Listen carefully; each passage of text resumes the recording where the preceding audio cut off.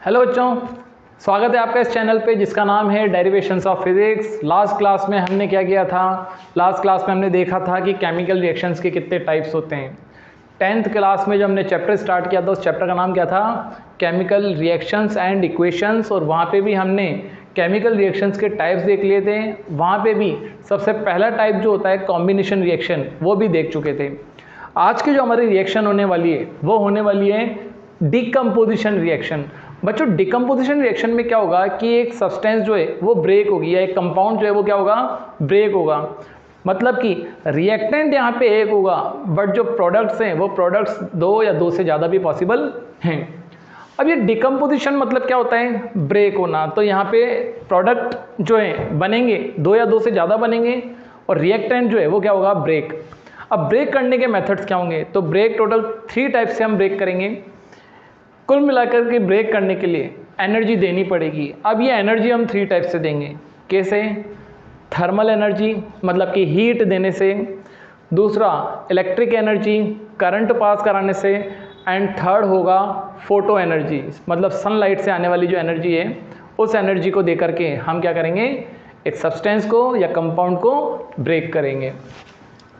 3 type के हो गए, थर्मल, सेकंड इलेक्ट्रो या इलेक्ट्रिक डिकम्पोजिशन, एंड थर्ड होगा photo decomposition. Photo decomposition. Thermal decomposition की बात करते हैं। तो बच्चों, थर्मल डिकम्पोजिशन में हमको क्या करना रहेगा? जो भी सब्सटेंस होगी उसको सीधा क्या कर देंगे? हीट कर देंगे। अब यहाँ पे भी सबसे पहला जो नंबर आता है वो नंबर आता है हमारा किसका? फेरस सल्फेट का। सबसे पहले हम फेरस सल्फेट लेंगे। अब फेरस सल्फेट जो है वो क्रिस्टल्स की फॉर्म में होता है। मतलब इसके क्या होते हैं? क्रिस्टल्स होते हैं। क्रिस्टल्स मतलब कि इसमें वाटर के मॉलिक्यूल्स एज इट इज़ जुड़े हुए रहते हैं। क्रिस्टल्स क्या है ये? Ferrous sulphate crystals. इन क्रिस्टल्स का कलर कैसा होता है? ग्रीन कलर होता है।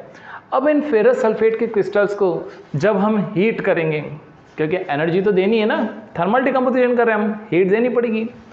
जब हीट देंगे तो ये क्रिस्टल सबसे पहले कन्वर्ट होंगे फेरस सल्फेट में। ठीक है, फेरस सल्फेट के क्या मिलेंगे अपन को? मॉलिक्यूल्स मिलेंगे। मतलब ये डिहाइड्रेट हो गया है। डिहाइड्रेट बोलें या फिर एनहाइड्रस बोलें, एक ही बात है। फेरस सल्फेट और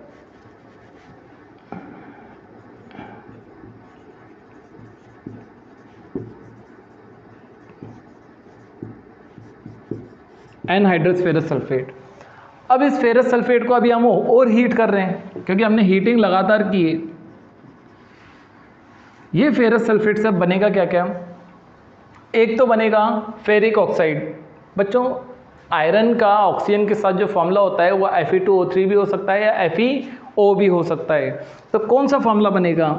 FeO बनेगा या Fe2O3 बनेगा? यहाँ पे बनेगा फेरिक ऑक्साइड। ये होता है फेरस ऑक्साइड, ये होता है फेरिक ऑक्साइड। तो ये हो गया Fe2O3। और क्या बनेगा? यहाँ पे 2 गैसेस बनेंगी। ये सल्फेट जो है, इस सल्फेट से जो गैसेस बनेंगी वो गैसेस होंगी sulphur dioxide and sulphur trioxide.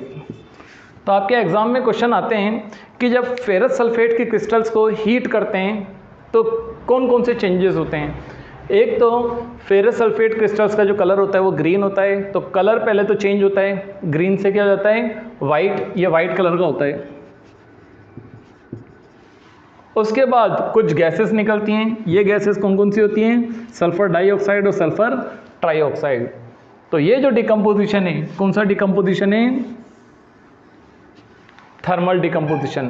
Thermal decomposition में हमारी और भी रिएक्शंस हैं। पहले आप इन रिएक्शंस को लिख लीजिए।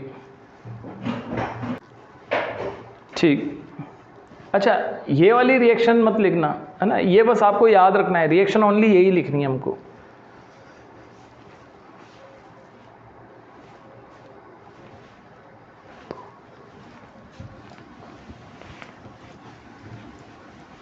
दूसरी रिएक्शन है हमारी लाइमस्टोन की। बच्चों इससे पहले जब हमने कॉम्बिनेशन रिएक्शन पढ़ी थी तो कॉम्बिनेशन रिएक्शन में हमने क्या किया था, क्विक लाइम लिया था। इस क्विक लाइम की रिएक्शन सबसे पहले हमने कराई थी वाटर के साथ। वाटर के साथ रिएक्शन कराने पे हमारा जो फॉर्म हो रहा था वो बन रहा था CaOH होल ट्वाइस, मतलब स्लैग्ड लाइम। इस स्लैग्ड लाइम की रिएक्शन जब कार्बन डाइऑक्साइड से कराई थी, इसकी वाइट वॉशिंग कर रहे थे, तो यहाँ पे बन रहा था हमारा कैल्शियम कार्बोनेट। तो अब हम अगर कैल्शियम कार्बोनेट का कलर कैसा होता है, वाइट मिल्की, इसका कलर भी कैसा होता है, वाइट मिल्की। ये एक्वस फॉर्म में और ये किस फॉर्म में, सॉलिड फॉर्म में। तो इस कैल्शियम कार्बोनेट की अगर ब्रेकिंग करें या हीट दें तो क्या होगा, यहाँ पे हमारे जो प्रोडक्ट बनेंगे, हिंट याद रखना, कार्बोनेट कभी भी ब्रेक हो रहा है अगर, तो कार्बोनेट से हमको कार्बन डाइऑक्साइड मिलेगा। एक तो मिलेगा कार्बन डाइऑक्साइड, 3 ऑक्सीजन में से 2 ऑक्सीजन तो CO यहाँ पे आ चुके हैं, 1 ऑक्सीजन बचेगी। ये ऑक्सीजन इस कैल्शियम के साथ रिएक्ट करके क्या बनाएगी, कैल्शियम ऑक्साइड। कार्बन डाइऑक्साइड जो कि गैस फॉर्म में होती है और कैल्शियम ऑक्साइड जो कि सॉलिड फॉर्म में होता है। इस टाइप से हमने ब्रेकिंग की किसकी, कैल्शियम कार्बोनेट की। और क्या देना पड़ा यहाँ पे, हीट, जो कि थर्मल डिकम्पोजिशन का ये एक एग्जाम्पल है। नेक्स्ट है हमारा कि लेड नाइट्रेट को अगर ब्रेक करें, किसको ब्रेक करें, लेड नाइट्रेट को। आप इस रिएक्शन को नोट कर लीजिए।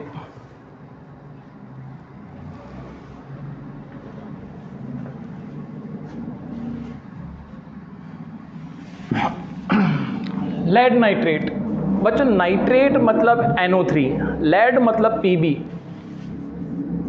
Pb की वैलेंसी 2, नाइट्रेट की वैलेंसी 1, ये 1 जाएगा इधर, ये आएगा इधर, तो क्या बनेगा, lead nitrate PbNO3 whole twice. इसको हमको ब्रेक करना है, PbNO3 होल ट्वाइस।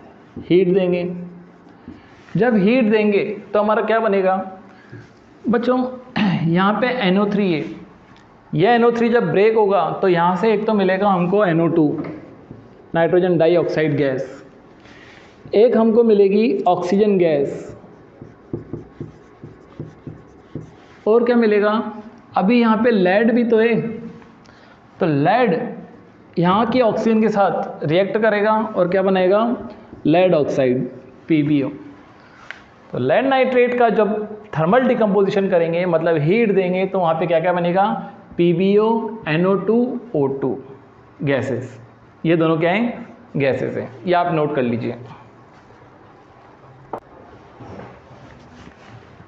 अच्छा बच्चों यहाँ पे एक चीज़ और, ये जो नाइट्रोजन डाइऑक्साइड है इसका कलर कैसा होता है, ब्राउन कलर होता है, ठीक है। तो जब इसकी हीटिंग करते हैं तो यहाँ पे ब्राउन कलर की गैसेस भी निकलती हैं।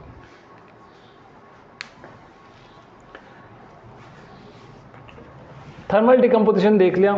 अब इलेक्ट्रिकल डिकम्पोजिशन में हम क्या देखेंगे, वाटर का इलेक्ट्रोलाइसिस देखेंगे, मतलब वाटर से क्या पास कराएंगे, करंट पास कराएंगे।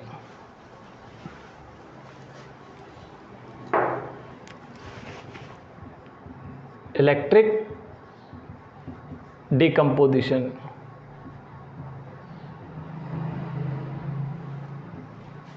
सबसे पहले अगर हम यहाँ पे देखें, यह हमने ले लिया एक कंटेनर, इस कंटेनर में हमने फिल कर दिया टैप वाटर।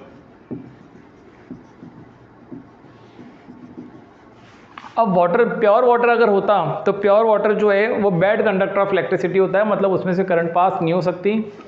तो इसको कंडक्टिंग बनाने के लिए, इसको कंडक्टर बनाने के लिए हमको इसमें क्या डालना पड़ेगा, कुछ अमाउंट में सॉल्ट डालना पड़ेगा।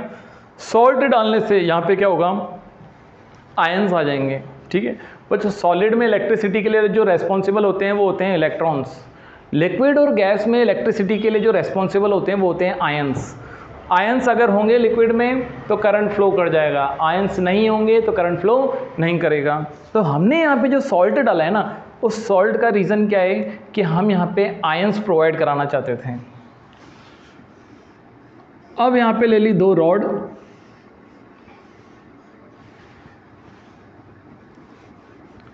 इन रॉड्स को बोलेंगे इलेक्ट्रोड्स।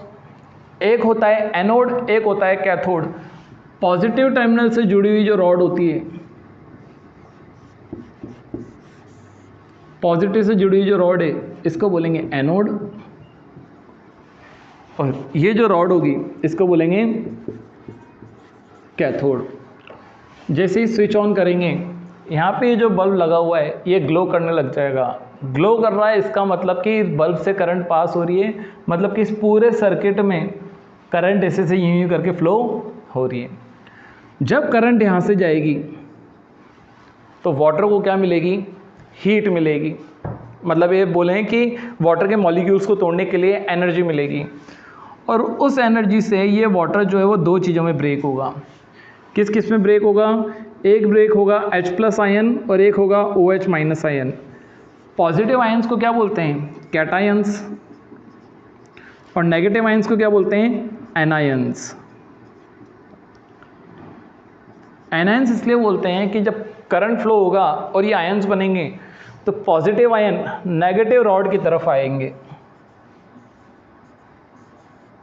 पॉजिटिव आयन मतलब H+ यहाँ पे आएंगे, और ये जो नेगेटिव आयंस हैं ये कैथोड की तरफ एनोड की तरफ जाएंगे, इसलिए इनको क्या बोलते हैं? एनायंस। कैथोड की तरफ जाएंगे इसलिए कैटायंस, एनोड की तरफ जाएंगे इसलिए एनायंस।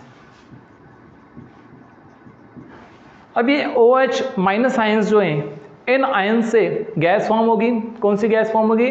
Oxygen gas. और H+ आयंस से हमारी गैस बनेगी हाइड्रोजन गैस। तो यहाँ पे हमको कुछ अमाउंट में बबल्स दिखने लग जाएंगे। ये बबल्स यहाँ से ऊपर आते हुए हमको दिखेंगे इजीली, और यहाँ पे जो गैस फॉर्म होगी वो कौन सी गैस होगी? ऑक्सीजन।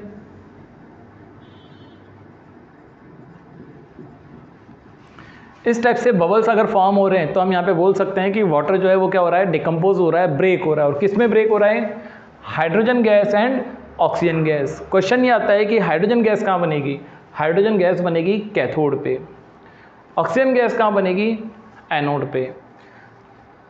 और बच्चों यहाँ पे जो हाइड्रोजन गैस की जो निकलने की स्पीड होती है ये थोड़ी ज़्यादा होती है। ज़्यादा इसलिए होती है क्योंकि यहाँ पे H+ आयंस हैं, ये तो हाइड्रोजन बनाएंगे ही सही, साथ में ये जो OH आयन है यहाँ से ऑक्सीजन मिल करके तो ऑक्सीजन गैस बना लेंगी, लेकिन ये जो H+ आयंस है ये वापस क्या बनाएंगे? Hydrogen gas. इस टाइप से हमारा डिकम्पोजिशन किसका हुआ? वाटर का। इसको क्या बोलते हैं? Electric decomposition. इलेक्ट्रिक डिकम्पोजिशन हमने कैसे किया? वाटर का इलेक्ट्रोलाइसिस करके। What is the meaning of electrolysis of water? Breaking down of water into hydrogen and oxygen gases are known as electrolysis of water. या वाटर में से करंट फ्लो कराना है, वाटर का इलेक्ट्रोलाइसिस होता है। नेक्स्ट है फोटो डिकम्पोजिशन। फोटो मतलब सनलाइट। यहाँ पे हम दो कंपाउंड लेते हैं, एक ले लिया हमने सिल्वर क्लोराइड, एक ले लिया हमने सिल्वर ब्रोमाइड।